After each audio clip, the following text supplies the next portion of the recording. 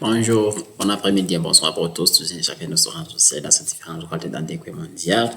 Alors, bienvenue dans cette nouvelle vidéo qui va nous renseigner par rapport avec l'insertion des numéros de paragraphe dans un texte dans le document. Précisément dans le dictionnaire que cette phase par Brisha.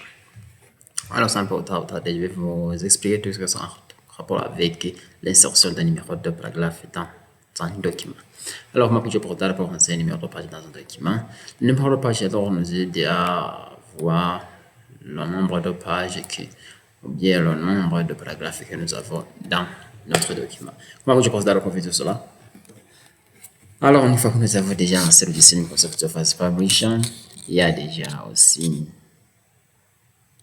insérer des entrées texte, il y a déjà aussi tapé des caractères de police, il y a aussi déjà fait des différentes mises en forme, mais comme vous avez vu dans les vidéos, je vais vous montrer alors comment vous pouvez procéder alors pour faire la numérotation des paragraphes. Alors, vous voyez ici que j'ai déjà l'exemplaire de ce que je voudrais numéroter. C'est important oublier qu'il existe une multitude de numérotation. On peut utiliser des chiffres, ou bien des chiffres romains, ou bien des alphabets. Bien même on peut utiliser aussi des pistes. Bien des pistes.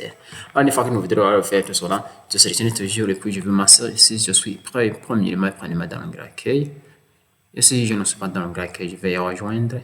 Et puis, si j'en suis, je vais cliquer sur l'onglet accueil. Puis, je vais cliquer sur, vous voyez ici, dans ces différents outils, vous voyez là où il y a numérotation. Vous voyez qu'il y a numérotation. Je vais cliquer sur numérotation. Ici, et puis je vais choisir le type de numérotation. Ici, par exemple, je vais choisir 1, 2, 3, 4, bien jusqu'à le nombre de paragraphes que j'avais.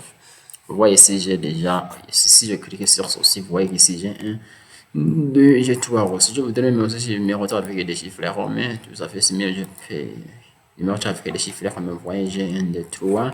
Si je voudrais aussi même numéroter avec les lettres alphabétiques, vous voyez si je vais ABC, vous voyez ici que j'ai ABC. Si je clique ABC, vous voyez que j'ai ABC.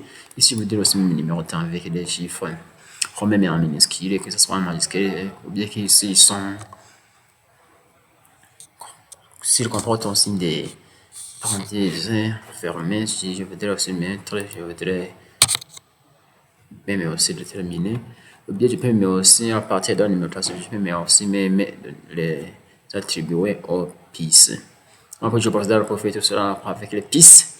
Sélectionne tout ce que je voudrais insérer des pistes et puis je vais cliquer sur cette étiquette. Vous voyez là où il y a pistes, créer des listes de pistes à partir du début vers la fin. Je sélectionne sur pistes et puis vous voyez que ici j'ai une liste de pistes. Et puis je vais choisir la piste que je voudrais utiliser. Par exemple, je vais préférer ceci. Vous voyez qu'ici, c'est numéroté avec ces pistes. Si je préfère cela, si vous voyez que ça aussi numéroté avec ces pistes, vous voyez si même s'ils sont moins visibles.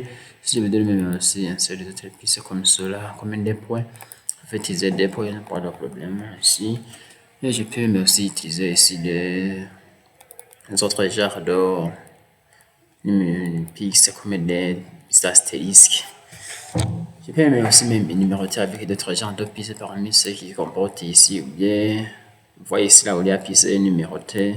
Je peux cliquer sur piste numéroté puis je vais choisir d'autres genres de types ici, mais je peux même augmenter les tailles, par exemple l'augmentation de la taille de cet astérisque. Vous voyez ici l'astérisque est de 130 000 pieds puis je vais cliquer sur OK. Vous voyez que j'ai au moins rendu tous ces astérisques visibles là dans ce document. Alors, je vous remercie pour votre écoute attentif et pour la prochaine vidéo, je vous invite aussi à le suivre pour la sixième partie de ce module qui a rapport avec la formation dans Microsoft Office par rapport au Publisher. Non, c'est pas rapport à Publisher. Et pour la prochaine vidéo, je vais vous montrer à l'âge comment aussi vous pouvez procéder pour déterminer l'interligne, l'ajout et la suppression des colonnes dans Microsoft Office.